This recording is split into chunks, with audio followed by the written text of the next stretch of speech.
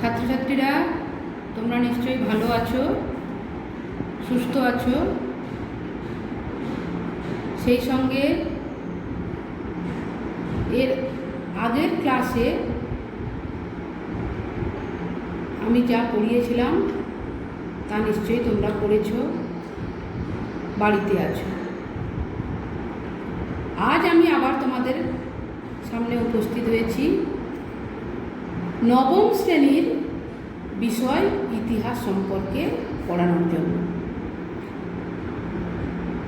নবম শ্রেণীর বিষয় ইতিহাস।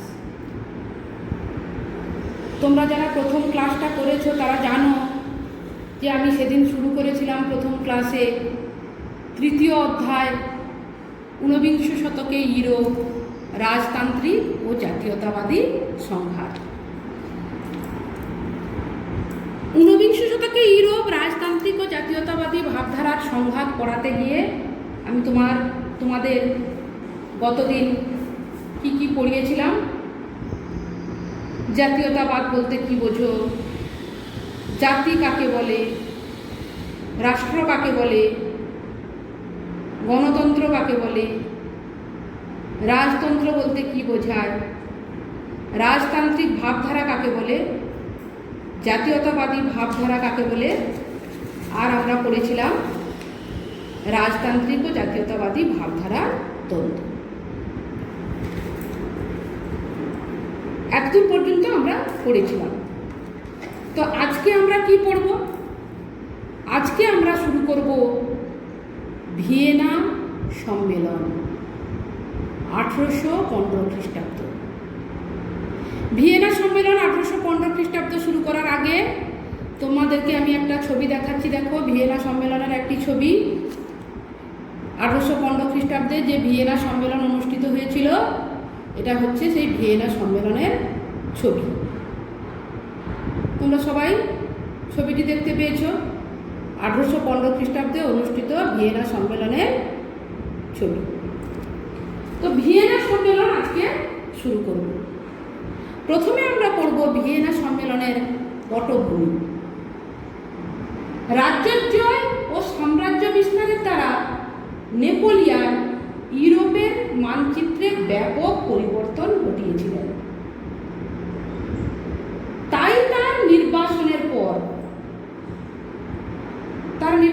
পর বলতে আমরা সবাই জানি ওয়াটারলু যুদ্ধে পরাজয়ের পর তাকে সেন্ট হেলেনা দ্বীপে নির্বাসিত করা হয়েছিল। তার নির্বাসনের পর ইউরোপীয় রাজ্যগুলির পুনর্গঠন, সীমানার পুনর্বিন্যাস এবং নেপোলিয়নীয় যুদ্ধের ফলে উদ্ভূত নানা সমস্যা সমাধানের উদ্দেশ্যে ইউরোপীয় শক্তিবর্গ অস্ট্রিয়ার রাজধানী ভিয়েনাতে এক আন্তর্জাতিক সম্মেলনে মিলিত হয় 1815 খ্রিস্টাব্দে। 1815 খ্রিস্টাব্দের এই সম্মেলন বলতে ভিয়েনা সম্মেলন সমগ্র ইউরোপ তথা সমগ্র বিশ্বের ইতিহাসে প্রথম আন্তর্জাতিক সম্মেলন। তাহলে কি বললাম আমি? 1815 খ্রিস্টাব্দের ভিয়েনা সম্মেলনটা সমগ্র ইউরোপ তথা সমগ্র বিশ্বের ইতিহাসে প্রথম আন্তর্জাতিক সম্মেলন। কেন? পোপ ও তুরস্কের সুলতান ছাড়া ইউরোপের সব দেশের রাষ্ট্রপ্রধান এই সম্মেলনে যোগ দেয়। তাহলে কারা কারা যোগ দেননি? পোপ ও তুরস্কের সুলতান ছাড়া ইউরোপের সব দেশের রাষ্ট্রপ্রধান এই সম্মেলনে যোগ দেয়। তাহলে ইউরোপের সব দেশের রাষ্ট্রপ্রধান এই সম্মেলনে উপস্থিত ছিল। ইউরোপের সব দেশের রাষ্ট্রপ্রধান এই সম্মেলনে উপস্থিত থাকলেও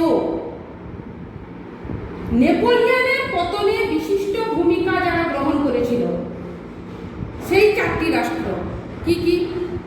অস্ট্রিয়া, রাশিয়া, প্রাশিয়া, ইংল্যান্ড।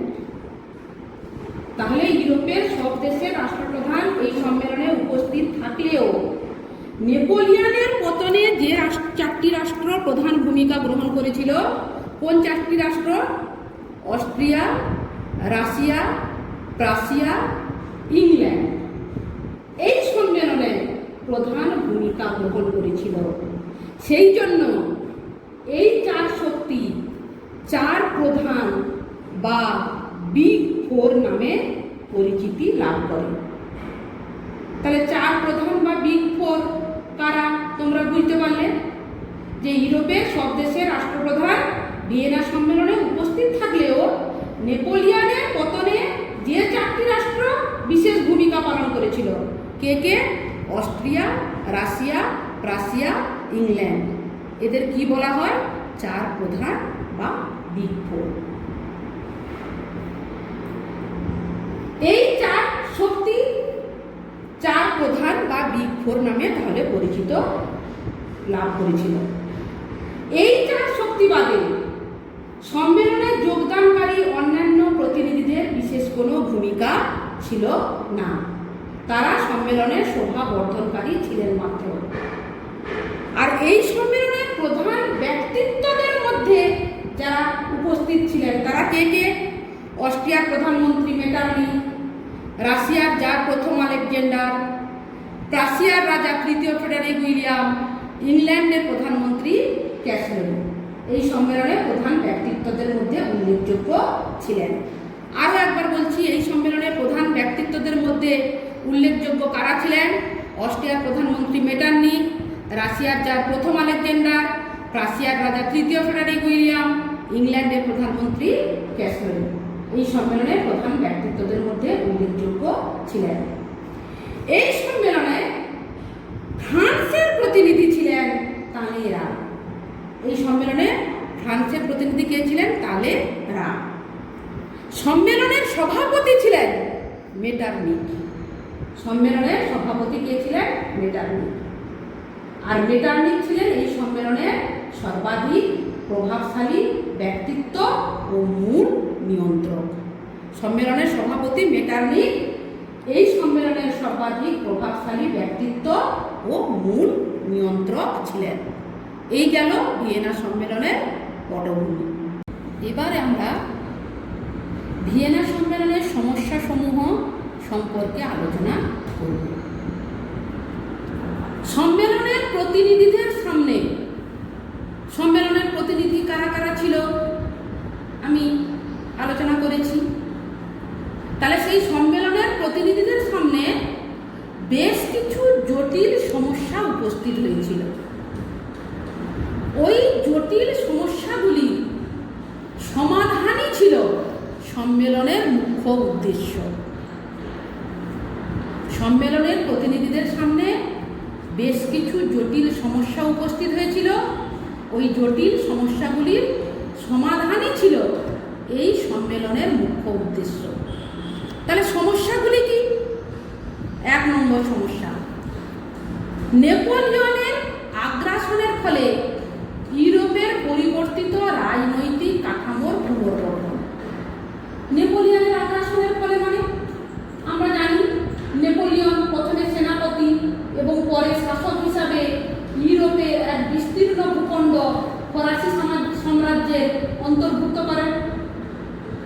কোথাও আবার নতুন রাষ্ট্রযন্ত্র প্রতিষ্ঠা করেছিলেন।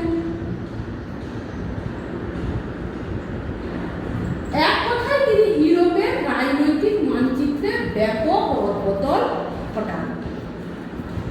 সেই জন্য বলা হচ্ছে নেপোলিয়নের আগ্রাসনের ফলে ইউরোপীয় পরিবর্তিত রাজনৈতিক কাঠামোর পুনর্গঠন। 2 নম্বর, নেপোলিয়ন কর্তৃক বিতাড়িত পুরনো রাজবংশগুলির পুনঃ প্রতিষ্ঠা।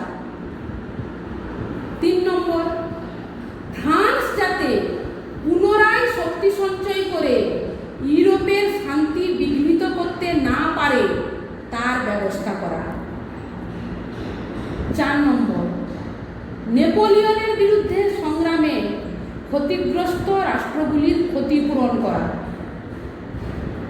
5 নম্বর, ভবিষ্যতে ইউরোপে যাতে শক্তিসাম্য বজায় থাকে তার ব্যবস্থা করা। শক্তিসাম্য বলতে না, এই নীতিতে মনে করা হয় কোনো একটি দেশ যদি তার প্রতিবেশীদের তুলনায় অনেক বেশি শক্তিশালী হয়ে ওঠে তাহলে সে বিস্তার নীতি গ্রহণ করে শান্তি ভঙ্গ করবে। ফ্রান্স যেমন তার প্রতিবেশীদের সঙ্গে করেছিল, সেই জন্য বলা হচ্ছে ভবিষ্যতে ইউরোপে যাতে শক্তি সাম্য বজায় থাকে তার ব্যবস্থা করা। তাহলে ভিয়েনা সম্মেলনের প্রতিনিধিদের সামনে কি কি সমস্যা ছিল আমরা তা দেখলাম। এরপর ইউরোপের পুনর্গঠনের উদ্দেশ্যে ভিয়েনা সম্মেলনের নেতৃবর্গ প্রধানত তিনটি নীতি গ্রহণ করেন। ইউরোপের পুনর্গঠনের উদ্দেশ্যে ভিয়েনা সম্মেলনের নেতৃবর্গ প্রধানত তিনটি নীতি গ্রহণ করেন। এই নীতিগুলি কি কি? 1 নম্বর ন্যায্য অধিকার নীতি, 2 নম্বর ক্ষতিপূরণ নীতি, 3 নম্বর শক্তিসাম্য নীতি। তাহলে ইউরোপের পুনর্গঠনের উদ্দেশ্যে ভিয়েনা সম্মেলনের নেতৃবর্গ প্রধানত তিনটি নীতি গ্রহণ করেন। এই নীতিগুলো কি কি? না, এই নীতিগুলো হলো ন্যায্য অধিকার নীতি, ক্ষতিপূরণ নীতি, শক্তিসাম্য নীতি। তাহলে এতদূর পর্যন্ত আমরা আলোচনা করলাম। তাহলে এতক্ষণ পর্যন্ত আমরা ভিয়েনা সম্মেলনের তিনটি মূল নীতি পর্যন্ত পড়লাম। ছোট্ট কথাই বলতে গেলে কি কি করলাম? ভিয়েনা সম্মেলন অস্ট্রিয়ার রাজধানী ভিয়েনাতে হয়েছিল। প্রথম আন্তর্জাতিক সম্মেলন ছিল 1815 খ্রিস্টাব্দে হয়েছিল। ভিয়েনা সম্মেলনে পোপ ও তুরস্কের সুলতান যোগ দেননি। ভিয়েনা সম্মেলনের 4 প্রধান বা বিগ 4 শক্তি কারা কারা ছিল? Austria, Russia, England. ভিয়েনা সম্মেলনের প্রধান ব্যক্তিত্ব কারা কারা ছিল? মেটারনিখ, প্রথম আলেকজান্ডার, তৃতীয় ফ্রেডারিক উইলিয়াম, ক্যাসলরি ইত্যাদি। আর কি বললাম? ভিয়েনা সম্মেলনের প্রতিনিধিদের সামনে কি কি সমস্যা ছিল এবং ওই সমস্যাগুলির সমাধানই ছিল সম্মেলনের মুখ্য উদ্দেশ্য। আমরা মোট 5টি সমস্যা পড়েছি। আর বললাম ভিয়েনা সম্মেলনের কটি মূল নীতি গ্রহণ করা হয়েছিল, সেগুলো কি কি? 3টি মূল নীতি গ্রহণ করা হয়েছিল, ন্যায্য অধিকার নীতি, ক্ষতিপূরণ নীতি, শক্তিসাম্য নীতি। তাহলে ভিয়েনা সম্মেলনে কটি মূল নীতি গ্রহণ করা হয়েছিল সেখান পর্যন্ত আমরা পড়লাম। যতদূর পর্যন্ত আমরা পড়লাম সেখান থেকে কি ধরনের প্রশ্ন আসতে পারে? 1 নম্বরের কি কি প্রশ্ন আসতে পারে? অনেক রকম প্রশ্ন আসতে পারে, তার মধ্যে সব বলা সম্ভব নয়। তোমাদেরকে 2-4টে উদাহরণ আমি বলছি কি ধরনের প্রশ্ন হয় বা পরীক্ষায় আসতে পারে। পৃথিবীর প্রথম আন্তর্জাতিক সম্মেলন হলো? এতে বেলগ্রেড সম্মেলন, বিতে ওয়াশিংটন সম্মেলন, সিতে মস্কো সম্মেলন, ডিতে ভিয়েনা সম্মেলন। সঠিক উত্তরটি বেছে নিয়ে তোমরা লিখবে। 1 নম্বরের আর কি কি রকমের প্রশ্ন হতে পারে? ভিয়েনা সম্মেলন কবে অনুষ্ঠিত হয়েছিল? ভিয়েনা সম্মেলনের সভাপতি কে ছিলেন? ভিয়েনা সম্মেলনে ফ্রান্সের প্রতিনিধি কে ছিলেন? এরকম 1 নম্বরের প্রশ্ন হতে পারে। 2 নম্বরের কি কি প্রশ্ন হতে পারে যতদূর পড়ালাম? ভিয়েনা সম্মেলনের প্রধান ব্যক্তিত্ব কারা ছিলেন? 4 প্রধান বা বিগ 4 বলতে কি বোঝো? ভিয়েনা সম্মেলনের উদ্দেশ্য কি ছিল? ভিয়েনা সম্মেলনে কয়টি নীতি গৃহীত হয় ও কি কি? ভিয়েনা সম্মেলনের উদ্দেশ্য কি ছিল? 1 লাইনে তোমরা 2-3টি শুধু উদ্দেশ্যগুলো লিখে যাবে, কোনো বিস্তারিত আলোচনা করার দরকার নেই।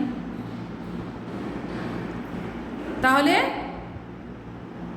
যতদূর পর্যন্ত পড়ালাম 1 নাম্বার এবং 2 নাম্বারের এরকম প্রশ্ন তোমাদের পরীক্ষায় আসতে পারে। তোমরা এই প্রশ্নগুলোর উত্তর তৈরি করবে, পড়বে,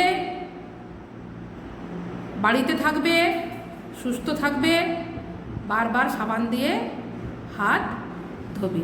তোমরা সবাই সুস্থ থাকো, ভালো থাকো।